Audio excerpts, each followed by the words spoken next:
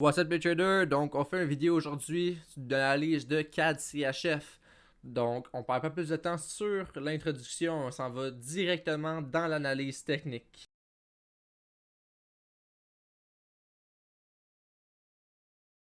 Donc CAD CHF, on commence sur le monthly time frame. On peut voir qu'on a brisé un niveau important ici de support et maintenant on a continué l'impulsion. On peut voir ici qu'on a du ralentissement au niveau des vendeurs. Donc je verrai peut-être un retracement éventuellement jusqu'à cette zone-là. Une zone de confluence avec un niveau clé, la résistance et le 61,8% de Fibonacci. Donc sur le monthly time frame, c'est à peu près tout ce que je peux conclure parce qu'on n'a pas de data dans le passé par rapport à cette chart là. Donc on est dans un all-time low. Donc maintenant, on s'en va sur le weekly time frame. Sur le weekly time frame, on peut voir qu'on a une tendance et une structure baissière et on a fait un retracement au 23,6% de Fibonacci ici. Donc tendance agressive, on pourrait voir maintenant une grosse impulsion vers le bas ou bien on pourrait voir aussi potentiel double bottom avant de faire la montée plus haute. Donc les deux possibilités sont présentes, donc on doit les prendre en considération. Donc ici, sur la zone rose, on peut voir qu'on prendrait un buy ici dans le fond. On pourrait voir, on prendrait pas un buy, on va regarder pour un buy. Par contre, on peut voir qu'il y a beaucoup de mèches ici, donc cette zone-là n'est pas vraiment bien respectée sur le daily time frame et il va falloir en placer une autre. Donc, c'est pas mal tout ce que je peux dire sur le weekly time frame pour 4CHF. Maintenant, on s'en va sur le daily time frame.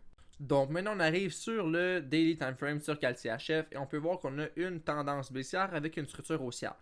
Par contre, on se retrouve sur le 100% de Fibonacci, donc cette zone-là ici complètement. Donc, tant que cette zone-là, par contre, ne brise pas, on va quand même regarder pour des buys. Donc ici, moi, je regarde encore pour un setup pour un achat. Par contre, si la zone break, je regarderais maintenant plus pour des sells. Donc, le target, dans le fond, on aurait un sell ici pour le long terme. On pourrait prendre notre entrée sur le retest comme c'est ici pour le long terme. Personnellement, je pense pas que je vais faire ça. Parce que je sais pas si on va aller descendre plus bas ou whatever. Donc, je sais pas encore. Je pense pas que je vais prendre cette sorte de trade-là. Ce que je risque de faire, moi, à la place, donc, je risque de, si on break la zone, regarder pour un buy ici. Et ensuite, regarder pour un sell plus agressif ici si on retrace dans cette zone-là. Donc, moi, ce serait plus le genre de choses que je serais porté à faire. Mais pour le moment, en fait, la zone ici n'est pas encore brisée. Donc, je regarde encore pour prendre un buy dans cette zone-là. Si la zone brise, maintenant, je regarde pour prendre un buy dans cette zone-là. Pour ensuite prendre un sell ici pour la zone plus agressive. Pour un meilleur risk reward. Pour pas avoir un surplus de. Je pense que c'est genre 100 pips. 200 pips. Donc, c'est ce que je ferai pour 4CHF sur le daily time frame. Donc maintenant, on va aller sur le 4 heures. Donc maintenant, on arrive sur le 4 heures et on peut voir qu'on n'a pas de structure. On a une tendance baissière ici qu'on a brisé de façon avec un break safe. Donc ici, on attend minimum un retracement avant de changer de tendance. Donc les chances qu'on fait ça comme ceci puis on revient complètement en haut sont faibles.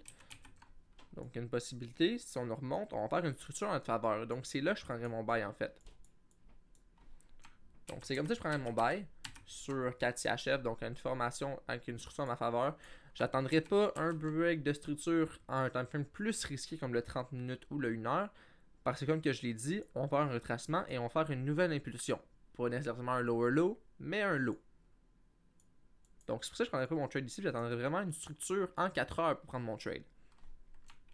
Donc c'est ça pour le sell, pour le buy. Ensuite pour le sell, ça va être dans cette zone-là, ça va être la même chose. Ici, par contre, je peux prendre ça en 1 heure.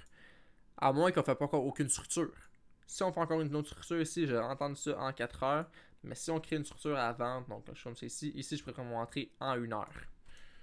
Donc, la raison pourquoi, c'est parce que quand on fait une nouvelle, donc on brise une tendance, on attend toujours un nouveau push dans la même direction avant de prendre une autre montée. Donc, si on fait comme si on descend et on va prendre un buy, on va attendre en fond le break de cette structure-là parce qu'au retracement, on va faire une autre impulsion. Après ça, on va prendre le buy. Donc, c'est ça pour 4CHF. Donc, maintenant pour les confirmations, quand je vais entrer dans le trade, quand il va y avoir une structure en notre faveur, je ne mettrai pas ça sur YouTube, ça va être sur ma chaîne Facebook ou ma chaîne ou mon. En fait, sur ma page Facebook ou mon channel Discord que je vais mettre dans les commentaires. Donc, assurez-vous de venir me suivre sur ces deux plateformes-là. Il y a beaucoup de contenu là-dessus. Donc, vous avez pas. Je pense que sur Discord, maintenant, on est rendu à 3 ou 4 heures de contenu déjà. Donc, quand même assez intéressant. Je publie tous mes trades, du moins j'essaie de le faire là, avec le temps que j'ai. Mais j'essaie de record tous mes trades et de les poster sur mon Discord. Puis je poste mes entrées avant dans que je prends mon trade. Donc, les setups sont présentés avant. Donc, ça aussi c'est intéressant. Donc, autant sur ma page Facebook que mon Discord, ça va être mis dans les commentaires. Donc, d'ici là, je vous dis à une prochaine vidéo.